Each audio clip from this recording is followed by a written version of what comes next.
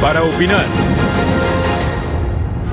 ¿Qué tal? ¿Cómo están? Qué gusto saludarles. Gracias por continuar con nosotros. Es noche de lunes, ya lo sabe, es noche para opinar y saludo con gusto a mis compañeros Raúl Frías Lucio, director editorial de Mega Noticias, Andrés Villarreal, colaborador de Mega Noticias Sinaloa, y Eduardo Torreblanca, también colaborador de Mega Noticias y columnista en el periódico El Financiero. Buenas noches a todos y damos inicio con la columna La Consulta de Pilatos, que publica hoy Jesús Silva Herzog en el periódico Reforma. En su opinión, la consulta popular, esta que está por iniciar en torno al nuevo aeropuerto, es una farsa y un engaño que debe ser denunciado. El obsequio de la consulta es en realidad una trampa. Se pide a los votantes que asuman una responsabilidad para que se esconda quién debe asumirla. Es una consulta de Pilatos, una estrategia para burlar la responsabilidad de gobierno. El presidente electo pretende decir que la decisión no la tomará él. Tras anunciarse el resultado, levantará las manos al aire como un hombre desarmado y dirá: el pueblo ha hablado, acataré su voluntad. Adelante, Raúl. Pues sí, bueno, este es un tema complicado que hemos tocado ya en anteriores emisiones de Para Opinar. Paco, Andrés, Lalo. El tema es que desde el principio, cuando en campaña Andrés Manuel López Obrador ofrece cancelar el proyecto más importante de infraestructura hasta el momento, que es el aeropuerto, el nuevo aeropuerto de la Ciudad de México, el aeropuerto de Texcoco, para ubicarlo perfectamente, se empezaron a generar una serie de puntos de vista, de diferentes opiniones al respecto. Sin embargo, era un ofrecimiento de campaña de uno de los hombres que ha tenido el mayor respaldo popular en la elección del pasado 1 de julio. Así es que, bueno, había que darle paso a este tema que de alguna forma sabemos que tiene consecuencias. Lo sabe López Obrador, que tiene consecuencias el cancelar una obra, sobre todo en el tema de confianza de los inversionistas, lo que ya se ha invertido en este gran proyecto del aeropuerto de Texcoco, y viene esta consulta a manera de tratar de tener una justificación para poder cambiar o darle validez luego de que él había ofrecido de que esta obra se iba a cancelar. Hemos vivido ya varias semanas, aquí lo señalamos, se iba a quedar atrapado en sus propias palabras el tema, porque a veces parecía como que estaba inclinándose la balanza hacia el tema de permitir que los empresarios como Carlos Slim pudieran seguir manejando, digamos, el próximo aeropuerto de Texcoco. Pero luego, información que llegaba de Santa Lucía, sí, de supuestamente asesores de Mitre y de otros lugares, decían: va la base de Santa Lucía, el aeropuerto Benito Juárez y el de Toluca, que ha venido cambiando todo el escenario. ¿Cuáles podrían ser las consecuencias más allá del tema de la construcción misma? Hablo de la operatividad y del ámbito internacional, mi querido Andrés. Yo creo que más allá de lo que estás preguntando, me parece que la implicación política a la que se refiere Jesús Silva Herzog es la parte fundamental. Es decir, en un gobierno democrático y electo y una democracia participativa como la nuestra, debiera Andrés Manuel asumir cualquiera de las posturas, es decir, mantener el proyecto del nuevo aeropuerto o bien desecharlo. Pero aquí todo parece indicar, y lo hemos dicho incluso antes de comentar esta columna sobre el tema del nuevo aeropuerto, la invalidez de esta consulta, es decir, un acto de gobierno por alguien que todavía no está en el gobierno, una consulta que no es vinculante y sobre todo que pudiera ser el pretexto para en el futuro se tomen decisiones de esta manera, pero donde se consulte a algún La consulta ya está, ya no hay cambio de eso, ahí va a estar la consulta. ¿A quién le vamos a pedir cuentas si las cosas no funcionan después de una toma de decisión, Eduardo? A este gobierno, bueno, al próximo, pues, a Andrés Manuel López Obrador. Sí, no va a ser el tema. El próximo gobierno, sabio, indudablemente, Paco. Justo.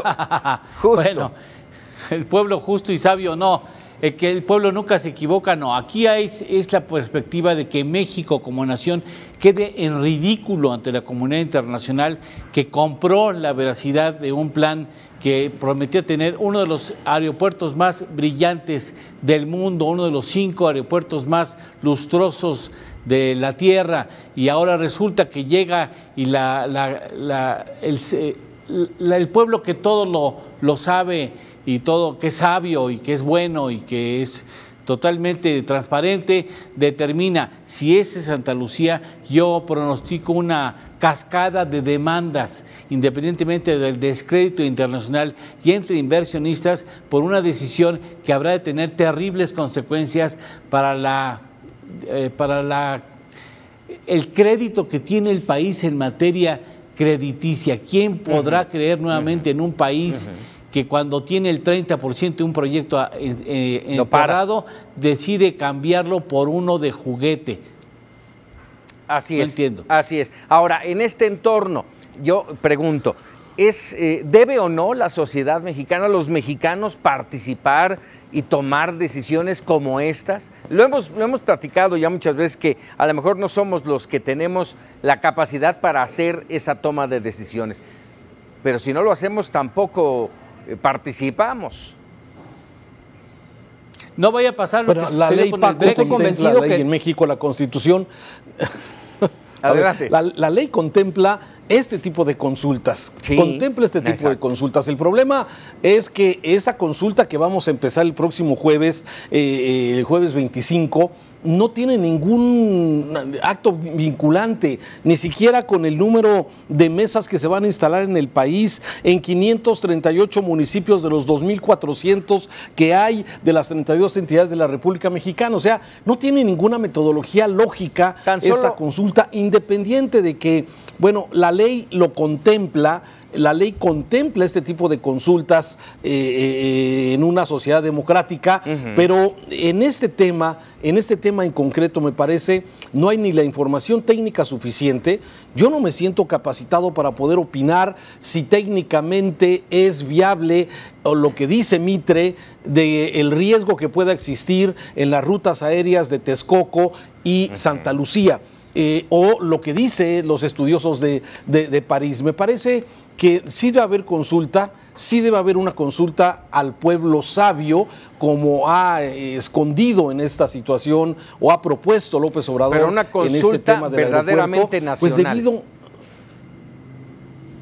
claro, y que tenga que fuera vinculante y que tenga un resultado que se pueda de alguna forma tomar como un asunto real, pero como está planteado, como dice Jesús Silva Herzog, me parece, pues es que es simplemente la consulta de Pilatos, y coincido completamente en la cabeza de esta columna del columnista. Estamos hablando de 1% del electorado, 1 millón de mexicanos que son los que van a poder emitir su juicio sobre este tema. Y estamos hablando, tú mencionabas, Raúl, el tema de las mesas. Y esas mesas, caray, tengo entendido que en la Ciudad de México, con el enorme nivel de población, se van a colocar 16 mesas, mientras que en Chiapas, por ejemplo, se van a colocar más de 60. O sea, ¿cuál es el parangón, cuál es la medición que hacen para tomar mesas de un lado y de otro? La justificación es la cantidad de población, Paco, que el 82% de la población urbana de este país está en las grandes ciudades. Eso es lo que nos han comentado en base a esa decisión que tú estás comentando sobre los 538 municipios que se decidió participaran en esta consulta el próximo jueves. Ya nos tenemos que ir a corte. Rápidamente pregunto, ¿realmente va a decidir el pueblo o lo hará Andrés Manuel López Obrador? Raúl. Fíjate, bueno, sí, desde mi particular punto de vista, yo pensé que estaba muy claro que la decisión era a favor de que sí se hiciera Texcoco. Sin embargo, ahora tengo enormes dudas sobre realmente lo que se vaya a decidir. Pero lo que pasa que con esta consulta, López Obrador, el presidente electo de México, va a tener la herramienta para decir: el pueblo sabio decidió. Así es, Andrés. Con sus consecuencias, ¿eh? Claro. Yo creo que le queda como un guante esta consulta a Andrés Manuel López Obrador para cualquiera de las dos extremos, es decir, tanto para revertir el proyecto como para darle hacia adelante, es decir, con su mensaje de campaña le queda exacto, puede decir cualquiera de las dos cosas y en cualquiera de las dos va a haber una justificación. Así es, Eduardo. En cualquiera de las dos le van a chiflar, cualquiera que sea la respuesta le va a chiflar. Los fanáticos de Santa Lucía, por mucho que sea santa, ¿no?, que no va a hacer ese milagro, van a considerarse traicionados si acaba ganando Texcoco. Los ambientalistas.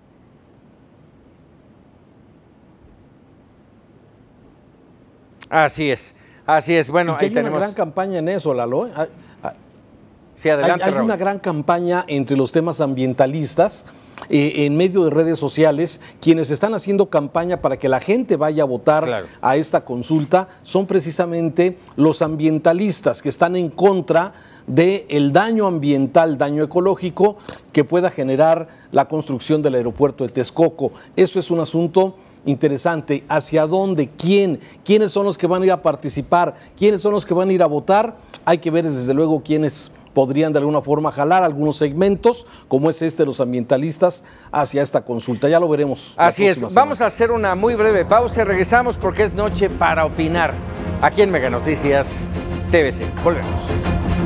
Ya estamos de regreso aquí en Para Opinar. El periódico El Financiero presenta este día la columna Obedeciendo a Trump de Raimundo Rivapalacio. En ella, el columnista cuestiona lo que llama la subordinación vergonzosa del presidente Peña Nieto ante Donald Trump.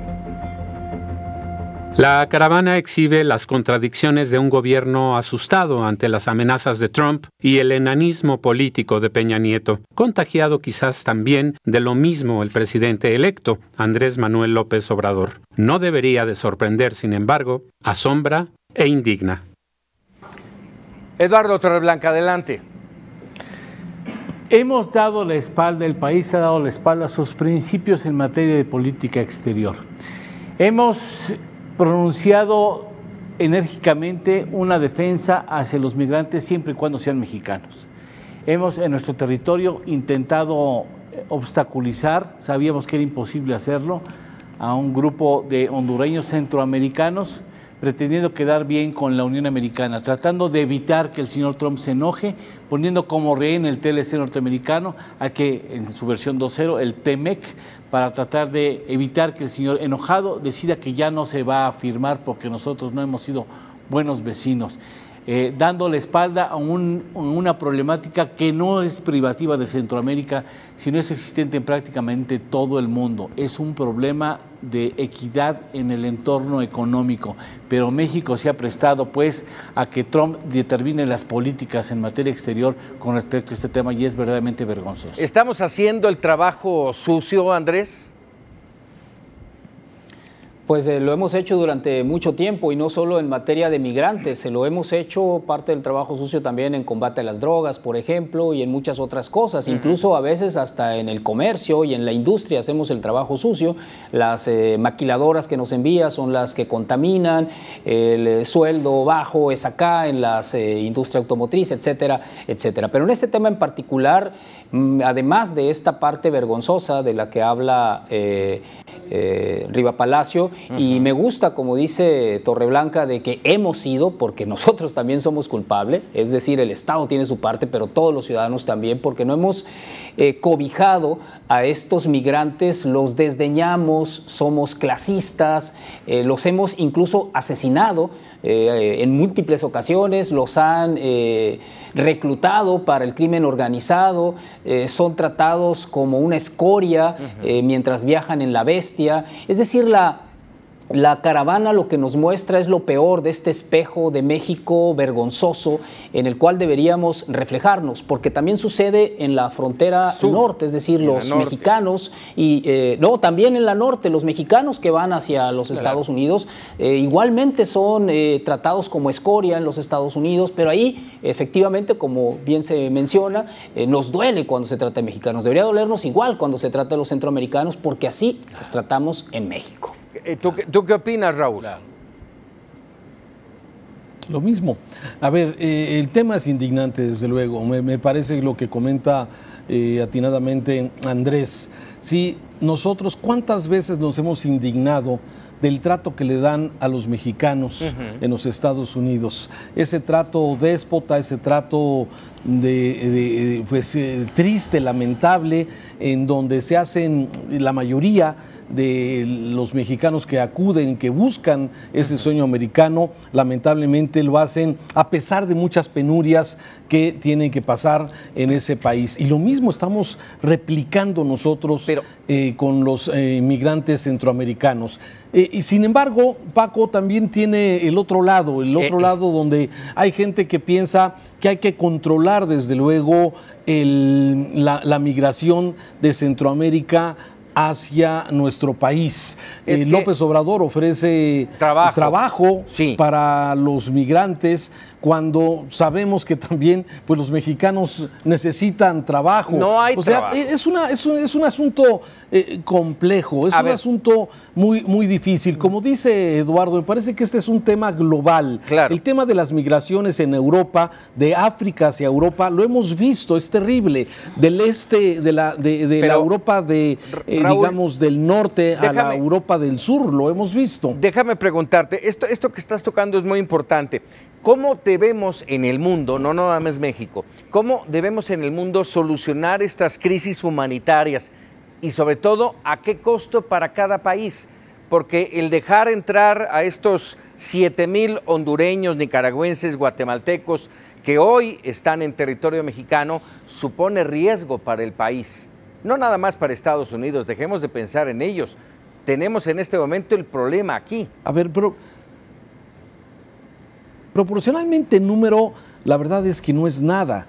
Nosotros vemos en todas las ciudades mexicanas, aquí mismo en Jalisco, como los he visto en Sinaloa, los he visto en Querétaro, los he visto en todos lados, hay una cantidad de migrantes que los vemos transitar y que también reciben ese trato déspota de la mayoría de la población, excepto algunos grupos que de alguna forma les dan cobijo, les dan apoyo, están pendientes, les dan de desayunar, los llevan a los albergues, ¿sí? Porque esta gente exactamente lo que quiere es darle de comer a sus hijos dignamente. Dentro de las piezas que el equipo de Meganoticias captó este fin de semana, Paco, y que transmitimos en Meganoticias TVC, ¿sí? A esa madre que tiene a su hijo bebé de 2 o 3 años que son desgarradoras, donde dice la señora, yo me voy porque en mi país no hay que comer, porque la violencia nos está matando.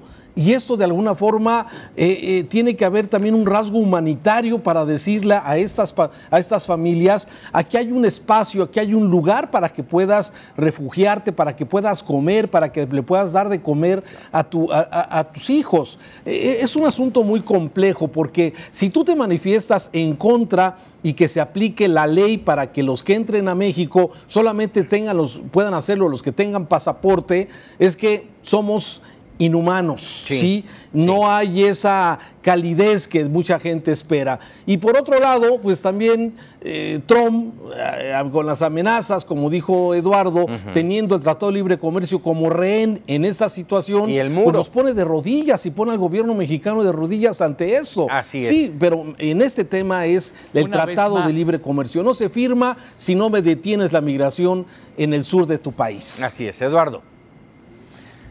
Valdría la pena dar 2 datos nada más, porque Estados Unidos, bueno, es mucho pedirle a Trump que entienda el papel tan relevante que en materia económica tiene la migración en su economía. Déjenme darle 2 datos. El 40% de las empresas enlistadas en la 500 de Fortune, las empresas más grandes de la Unión Americana, el 40% de ellas son o fueron fundadas por migrantes o hijo de migrante. Y de las 87 empresas startups recientes, nuevas, que alcanzaron ya $1,000 millones como valor en activos, ¿no? Valor, el papel, valor de la empresa.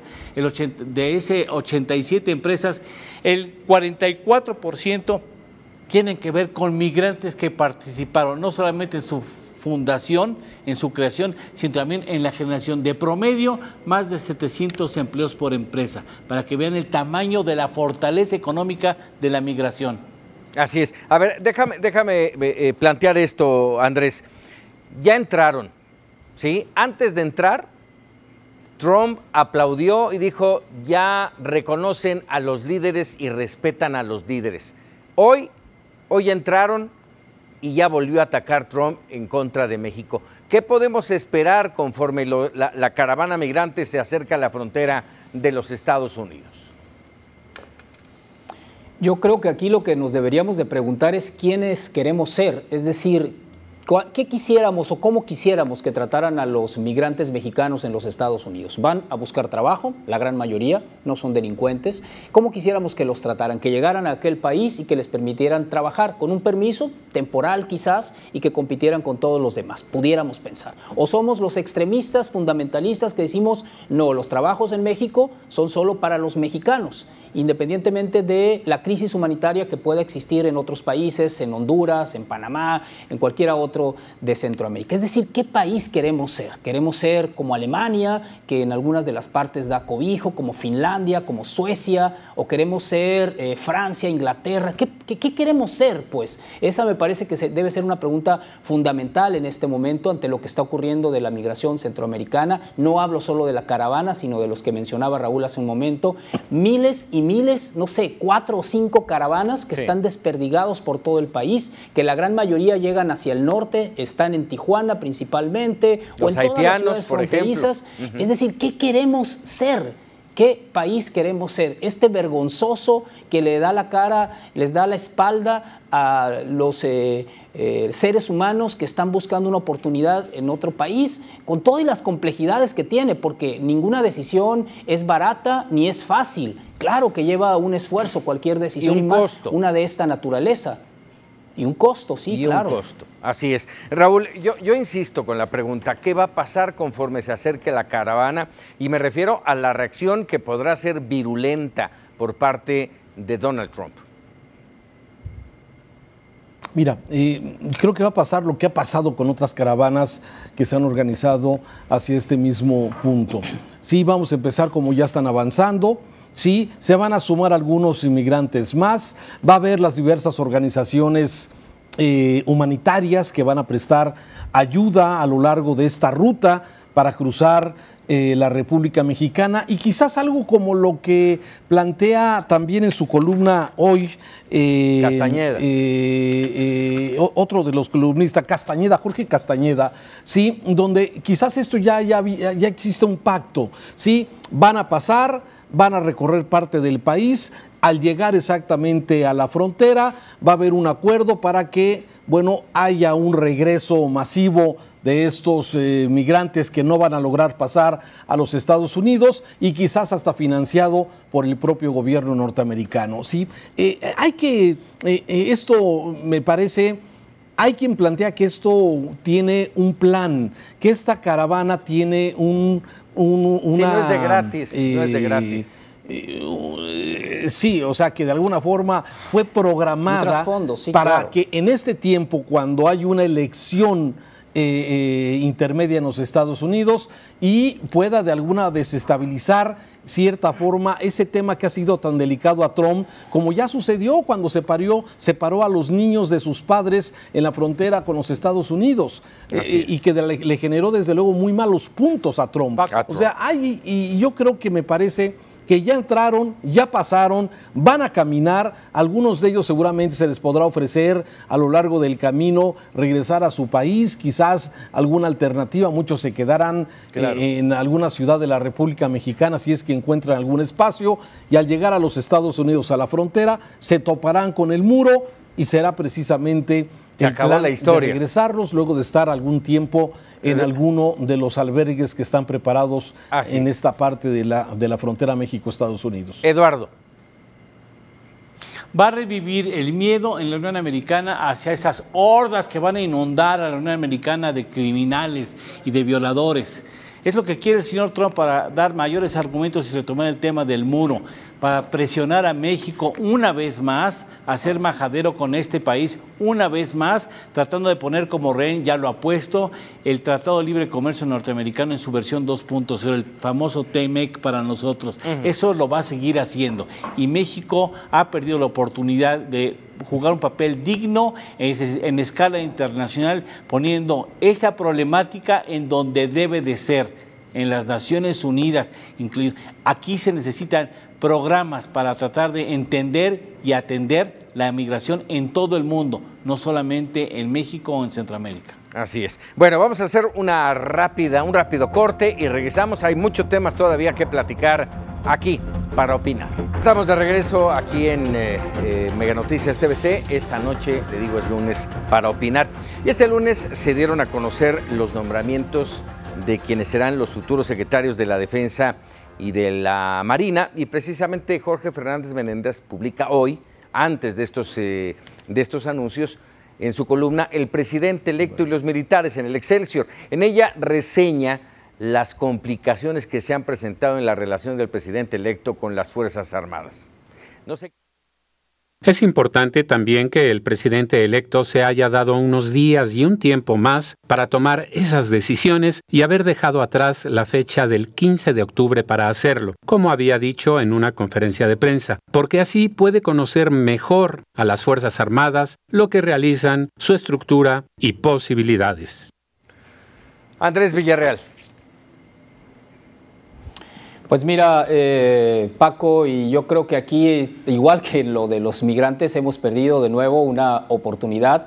México está rezagado en cuanto al nombramiento de su secretario de la Defensa. La gran mayoría de los países en el mundo tienen a un civil como secretario de la Defensa. Nosotros seguimos en nombramientos de militares como secretarios de la Defensa. Pensaría, por ejemplo, en una foto, en un video que fue emblemático hace 10 años con Carme Chacón, la secretaria de la Defensa en España, marchando frente a sus tropas, embarazada incluso, con 5 meses de embarazo. Una mujer como secretaria de la Defensa, una civil, por supuesto. Hemos perdido ya esa oportunidad. Nunca esperé yo, por supuesto, que Andrés Manuel se decidiera a hacer este cambio. No lo va a hacer. Y mantenemos entonces esta vigencia en la cual dentro de las Fuerzas Armadas se da esta disputa por el general secretario. Ahora viene el otro paso, es decir, el perfil que los dos, tanto en la Marina Armada de México como en la Secretaría de la Defensa, no dista mucho de cualquier otro perfil que se ha tenido en este país desde siempre. Durante el último presidente general, en 1946, se despidió. Desde entonces no hemos tenido puros civiles en la presidencia, pero no hemos tenido ningún civil en la Secretaría de la Defensa. ¿Cuánto va a tardar para ese paso? Me parece fundamental para también evolucionar en esta parte en la cual las Fuerzas Armadas y este grupo amplísimo de generales es el que toma las decisiones en su interior. Es demasiado poder y nos ha también costado mucho.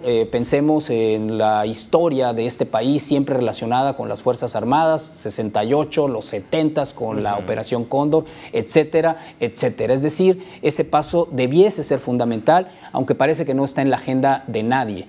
Sin embargo, debiéramos meterlo en la agenda con el nombramiento que acaba de hacer el día de hoy López Obrador. En base a esto que tú mencionas de mantenernos con la selección de secretarios dentro de las mismas filas de la Defensa y de la Marina, yo preguntaría a Eduardo Torreblanca, pese a todo eso y a esas confrontaciones que ha tenido Andrés Manuel López Obrador con las Fuerzas Armadas, ¿va a cambiar el papel de las fuerzas en la próxima administración? No estaría muy seguro, porque me parece que aunque no se ha ventilado públicamente de manera tan abierta, es claro que existen fuertes divergencias de opinión entre el presidente electo, hoy presidente electo, y las Fuerzas Armadas, que no están, digamos, satisfechas con el papel poco cómodo que les ha tocado pagar en este combate al narcotráfico y esa manera en que recientemente se les ha tratado, por ejemplo, al hacer a un lado al Estado Mayor Presidencial, que es una institución dentro de una institución. Yo espero que domine el rigor de obediencia que caracteriza al cuerpo armado y que sigan los lineamientos que marque el presidente ya en funciones, no dejándole de señalar las cuestiones que ellos notan, pero me parece que la relación no está pasando por un mejor momento en materia histórica entre un presidente electo y las Fuerzas Armadas, y ojalá esto no sea el principio de una separación que pueda resultar mucho más costosa en términos históricos. Así es, y bueno, justamente en este entorno estamos hablando de una relación en estos escasos meses, ya a partir del 1 de julio, ya como presidente electo, en el que ha habido descalificaciones hacia el ejército, se le ha cargado la responsabilidad del 68, lo criticó en su lucha contra el narcotráfico, los abusos en derechos humanos, y de remate está el tema de Santa Lucía, que lo tocábamos en el aeropuerto. Bueno, es la base, claro, la base militar más importante del ejército mexicano, Raúl. Así es, ya lo decía Eduardo, Paco.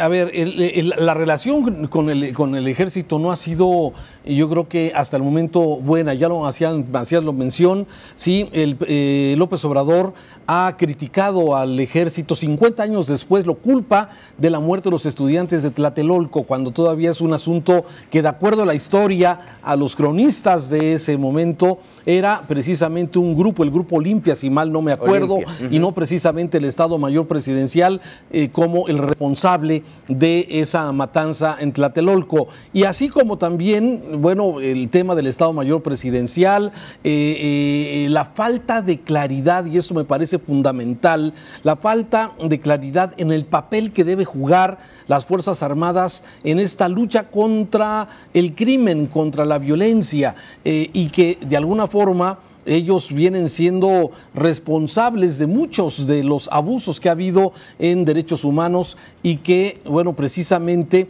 por la falta de delimitar cuál es la función de las Fuerzas Armadas en esta lucha contra el crimen y el crimen organizado. Dice, desde luego, que ahora que veíamos el currículum de José Rafael Ojeda como nuevo secretario de la Marina y Luis Sandoval como secretario de la Defensa Nacional, no nos dice efectivamente nada. Todos tienen un amplio currículum dentro de las Fuerzas Armadas, aparentemente muy destacado, nada diferente a lo que podríamos esperar, y me parece que el reto que tiene el próximo gobierno en este sentido es la definición del papel de las Fuerzas Armadas, cuando López Obrador ha señalado que van a ser, pues, un ejército de paz o se entiende sin armas, o cómo se entiende todo este papel que de alguna forma se ha mencionado como parte de las funciones del próximo gobierno. Me parece que ese sería el principal reto, además de, como ya lo mencionabas, bueno, una de sus principales bases militares en armamento, en logística para la República Mexicana, es precisamente la base militar de Santa Lucía, que está siendo propuesto como un aeropuerto civil comercial. Claro. Así es que me parece que ese sería el principal reto que tiene el próximo gobierno, claro, con esta relación con las Fuerzas Armadas. Antes de cambiar de tema, Andrés, querías decir algo. Bueno, parece que no le gustó ni a Eduardo, ni a ti, Paco, ni a Raúl lo que quise poner sobre la mesa de lo del civil. Es decir, estamos tan arraigados culturalmente de dar por hecho que sea un militar. Pero bueno, más allá de eso, sí, lo relevante de coyuntura, sin duda, para este país será el papel que van a jugar pues de aquí en adelante en las labores de seguridad pública, que, como bien dice Eduardo, las tienen muy incómodas a las Fuerzas Armadas, pero no les ha quedado de otra. Y al mismo tiempo, yo diría algo quizás que no les guste a muchos, les ha gustado al ejército mandar a una cantidad enorme de mandos, enviar a una cantidad enorme de mandos a las secretarías de seguridad pública municipales, a las secretarías de seguridad pública estatales, y dominar también la seguridad pública. Sí están incómodos, pero al mismo tiempo les ha servido de mayores posiciones. Yo sostengo que hay estados enteros, entidades federativas enteras en este país, que el ejército está al mando, tiene el mando de todas las policías, no de unas cuantas, de todas las policías. Tiene el mando de la inteligencia y tiene el contacto directo con el secretario de la zona militar, el comandante de la zona militar que se encuentra ahí. Es decir, hay secretarios de seguridad pública que no le rinden